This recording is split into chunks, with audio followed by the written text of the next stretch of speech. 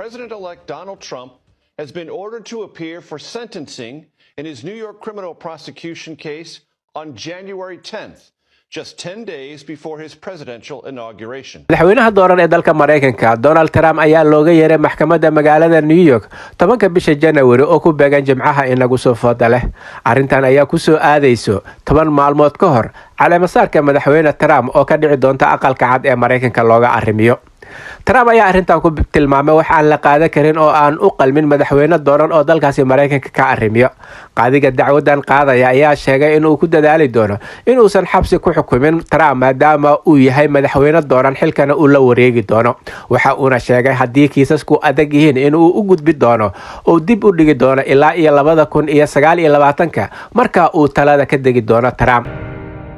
nacnaca sida weyn looga isticmaalo dalka Norway ee Gombe Drobis oo ay caruurta dhalinyarada iyo qaar kamid dadka waaweynba aad u jecel yihiin ayaa mid kamid bokishadiisa waxaa laga dhaxelay kaniiniga capsulka suuxdinta loo isticmaalo ee Nororotin.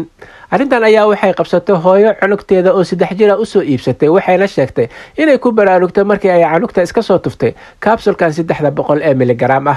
hooyadan ayaa durba la xiriirtay Remituzen oo ay ka soo iibsatay waxayna sheegtay in maamulka dukaanka Remituzen iyo sidoo kale warshada soo saartay ninacan ee Brilliant ay si wanaagsan ula dhaqmeen kiiskana si dhaba ay ula falgaleen.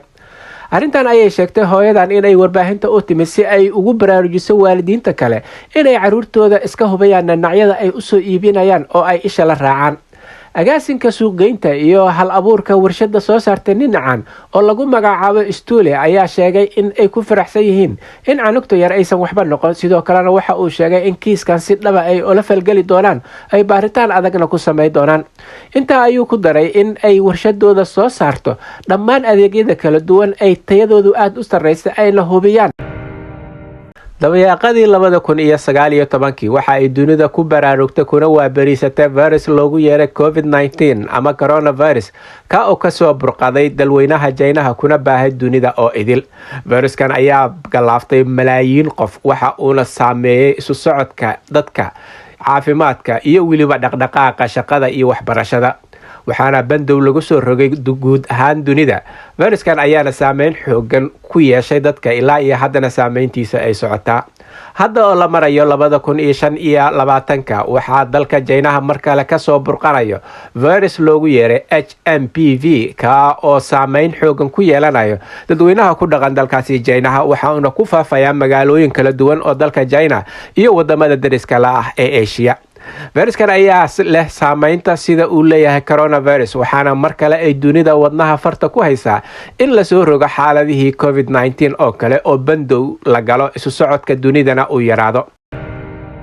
dowladda Norway ayaa sheegtay in magaalooyinka waaweyn ee dalka Norway oo ay ugu yaboohday adduun lacageed oo gaaraya 1.6 bilyan ay dib uga ceshan doonto maadaama magaalooyinkaas ay ku guuldareysteen in ay dhaqaalahaasi isticmaalaan wixii loogu talagalana ku fuliyaan. magaalooyin ay ka mid yihiin Oslo oo ah caasimadda Norway, Trondheim iyo magaalada Bergen oo ah caasimadda labaad ee dalka ayaa dowladda dhexe kula heshiiyay mashaariic lagu kubcinayo magaalooyinka kuwa oo ay ku heleen deeqdan lacageed oo inta gaarayso hayeeshee kama faa'iideystaan mana isticmaalin waxayna dowladda ku qasbanaatay in ay dib uga ceshato lacagta oo soo jiitamayso muddadii 3 sano ee u dambeysay. sanad walba ayay magaalooyinka kala duwan ee dalka Norway waxa ay dowladda dhexe u gudbiyaan mashaariicdooda horumarineed iyo dhaqaalaha ku baxayo taa oo ay dowladdu marka ay rogrogto ay u soo ogolaato si mashaariicdaasi loogu fuliyo. halka ay wararka ugu door karaan maanta idinkaga imaanayeen waa Somali Voice in Norway ama codka Soomaaliyeed ee Norway waxaana idinla socodsiinaya anigoo ah Cabdullaahi Shiine.